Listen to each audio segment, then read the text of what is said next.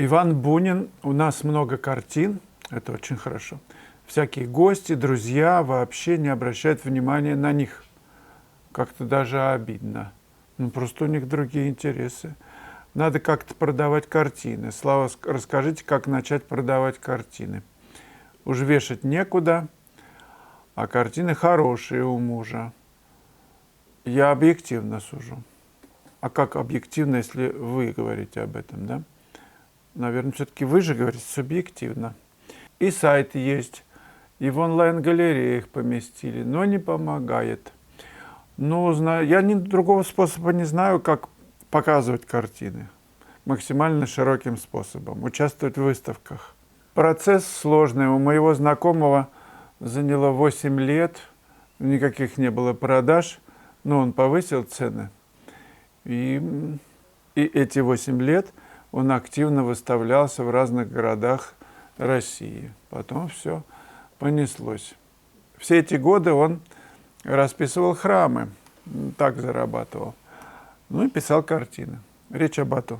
Процесс продаж довольно сложный. И для меня все-таки главное качество живописи.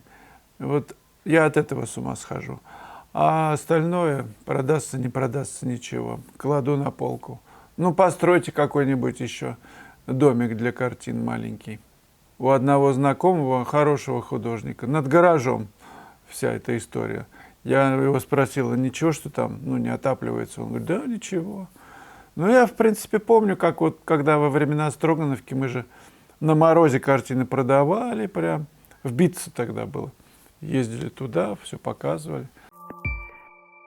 Сегодня ночью в 0 часов будет доступ к первому бесплатному уроку курса, который называется «Уходящий день». Он состоит из 7 уроков. На первом уроке я буду рассказывать, это теоретическая часть, о светоносности в пейзаже, в вечернем и предвечернем состоянии.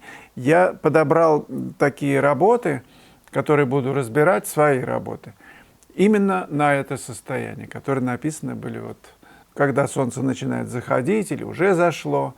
В общем, это мое любимое состояние. И написать его светоносно не каждый может, но если поставить такую задачу, то можно с ней справиться. И вот мы будем изучать на курсе, как с ней справляться, как делать свои работы, как писать их наполненными светом. Для того, чтобы посмотреть эту лекцию, вам нужно зайти на мой сайт. Вы все там быстро во всем разберетесь, короткая регистрация, и вы получаете доступ к этой лекции. После нее, после этой лекции, я подробно расскажу о курсе, из чего он состоит, как проходят занятия, есть обратная связь, но обо всем вы потом узнаете. Юрий Капранов. Без знания основ и умения видеть и изображать формы никакая виртуозность и живописная манера не будет. Насчет рисунка, Вячеслав, вы на 100% правы. Я говорил о том, что рисунок – основа живописи, и нужно, конечно, уделять этому время, учиться именно рисовать, а потом уже писать. Ну, либо параллельно. И это не всем дается, учитывая тот факт, что большинство самоучки. Ну и что, все мы самоучки. В конце концов, в художественном институте мы тоже самоучимся в любом случае. Ну да, под руководством наставника. Многие учатся под руководством, я не знаю, вот сейчас в наше время мастер-классы есть. Можно ездить, изучать разные техники, приемы. Сбуквич, аквалерист, он сам говорит, что нигде не учился. Ну, посмотрите, это же в первой десятке мира такой рисунок, такая техника. Ну, дальше. А начинать учиться после 40-50 по урокам на YouTube можно. Но это будет не так, как в юные годы, учась в художественных заведениях и напрямую общаясь с преподавателями и находясь полностью в творческой атмосфере. Мне вот на днях на просторах интернета попалась учебная программа одной из детских художественных школ где-то в России. И там только на композицию выделяется 105 часов преподавания на семестр. Так это детская школа искусств. А что говорить про училище или академии? Бесспорно, самообучение работает, но с преподавателем и планом обучения это гораздо эффективнее. Спасибо, что вдохновляете на творчество. Спасибо вам.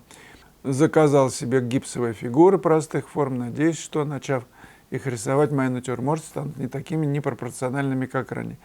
Ну да, вопрос в трудолюбии и постоянном изучении формы. Это такая рутина, вы этим занимаетесь, и через какое-то время вдруг обнаруживаете, что вы трехмерную форму прям вот ощущаете ее, ну, как скульптор.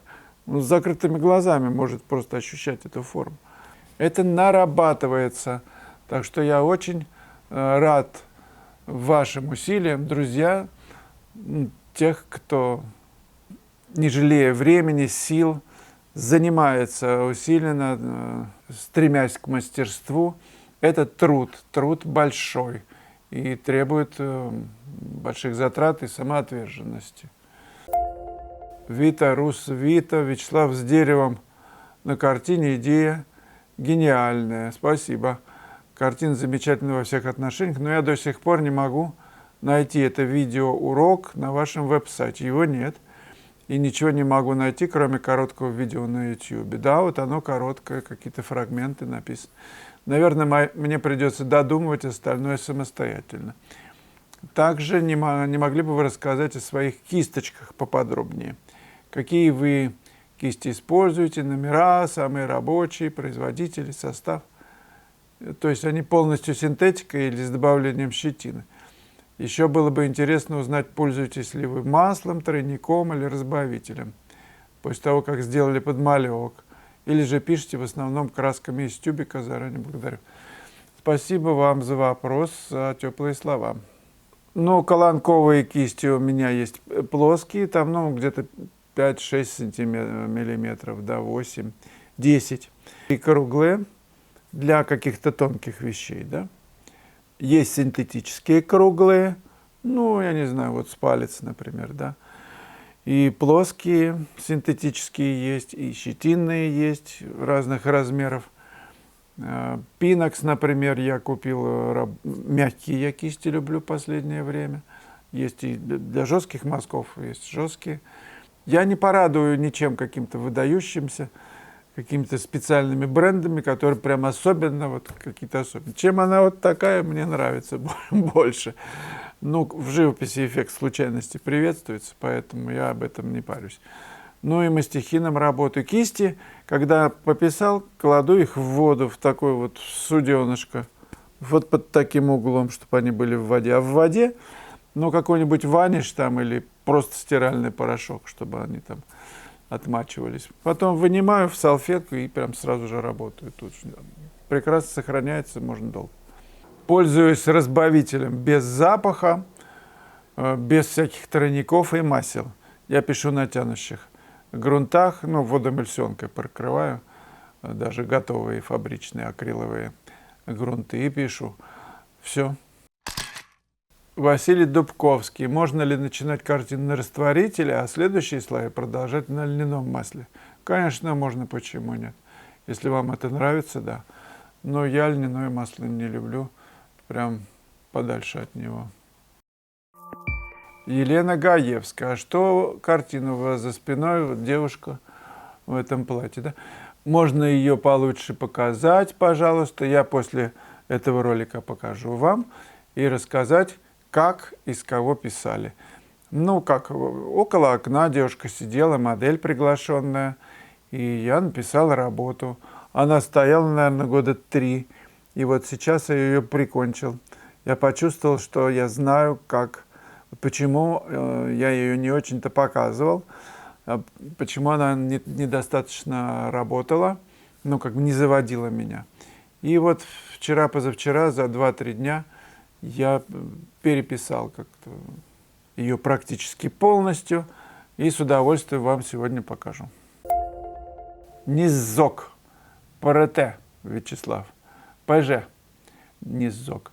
У вас классно получаются пейзажи. Мне очень нравится. Спасибо. Портреты не очень. Удачи. Но буду стараться работать над портретами, потому что писать человека для меня прям это какое-то прям счастье. Потому что через глаза можно почувствовать душу, да. И мне представляется, ради этого стоит жить, чтобы показывать красоту души человека. Ну и потом красивая фраза, не помню, Руми, по-моему, сказал, что каждый видит ту красоту, до которой дорос. Значит, мы просто по-разному видим эту красоту человека, портрета, фигуры, картины. Вот и все. Кто-то видит в моих работах, значит, что-то, что их цепляет, и люди покупают их, и недешево, а кто-то не видит ничего. Это абсолютно нормально, мы все разные, ходим по планете Земля. Друзья, нажимайте кнопку «Нравится», если нравится. И делитесь с друзьями, задавайте вопросы, комментируйте.